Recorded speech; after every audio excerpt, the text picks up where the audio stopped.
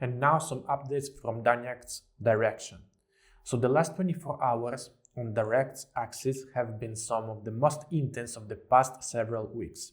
So Russian forces launched over 55 assault attempts across a 19-kilometer stretch of the front, from Avdiivka outskirts to Marinka to Novomilivka to the Kurkakove direction.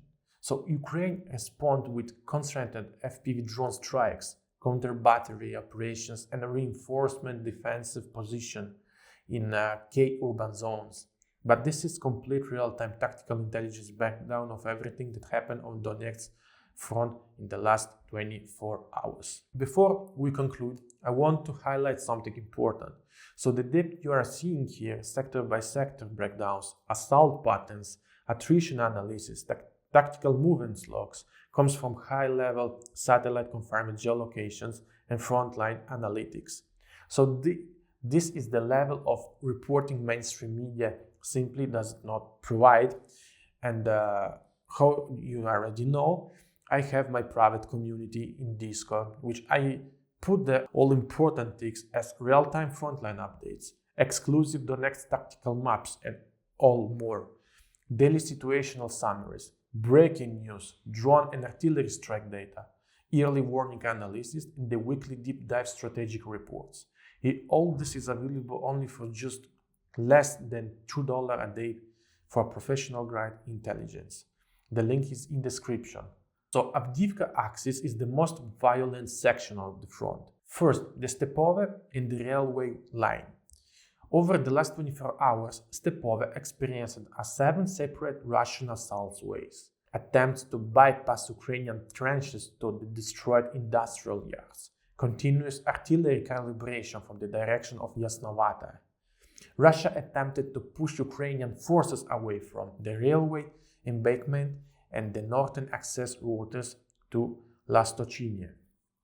The outcome is the Ukrainian held a critical position, inflicting the heavy losses with FPV drones, machine guns ambushes, and anti-armor teams. The second place is Lastochny, is the Russia's immediate objective. Russia attempted multi-vector assaults. The infantry pushed out 3 belts north of the village. Vehicle-supported assaults attempted entry from the east. Drone-guided artillery targeted the Ukrainian logistic roads. And the Ukrainian defenses, using the entrenchment infantry units, FPV hunter-killer teams, and even the mortar teams operating under drone correction. And the outcome is that all Russian assaults failed. All Russian assaults failed. Position remained fully under Ukrainian control. The third place is the Severn and the Donetsk direction, where's the pressure corridor. So there Russia attempted to probing attacks, small 8 to 12 man infiltration attempts, night pressure using thermal equipment units. Ukraine neutralized these attempts using night FPVs, illuminations rounds, thermal guided defense teams. Marinka, Krasnokorivka sector is the grinding urban battle. So the number 4 is the Kharivka direction. Russia attempts urban encirclement. Russia forces increased their tempo around the Kharivka. 12 assaults in the last 24 hours. Repeated attempts to remove taught industrial ruins. Heavy drone-to-drone combat overhead. As the side of Ukrainian, they respond with fortified urban blocks, precision artillery, and anti-personnel FPV teams.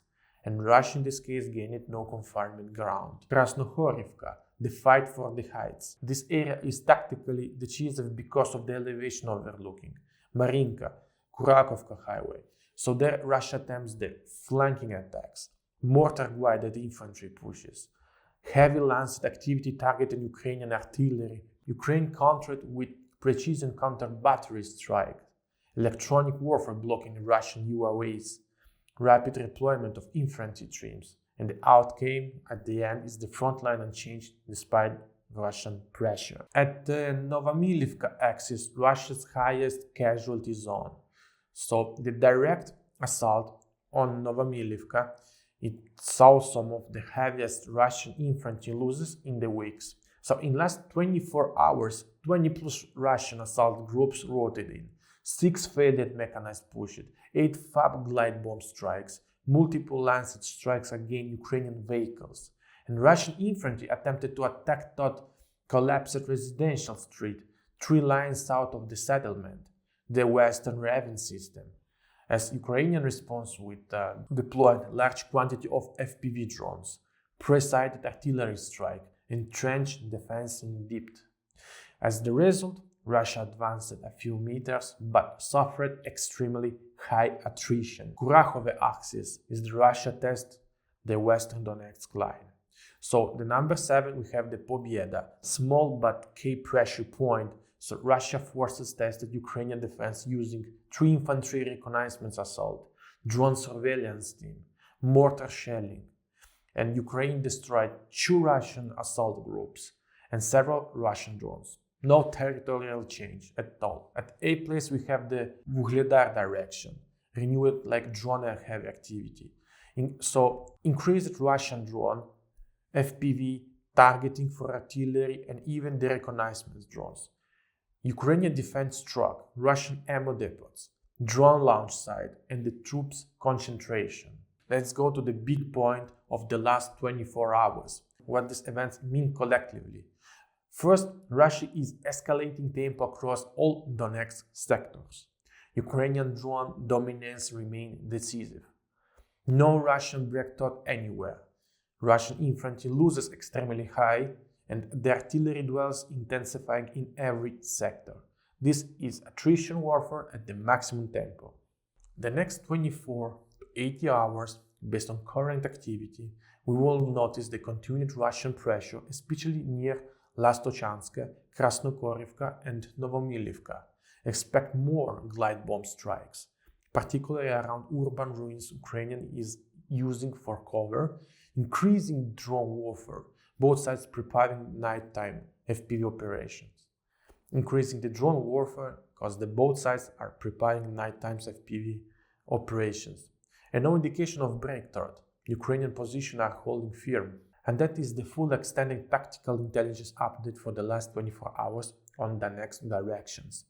A battlefield defined by relentless pressure, high-intensity drone warfare, and fierce Ukrainian defensive resilience. So stay informed, and I see you in the next Frontline news.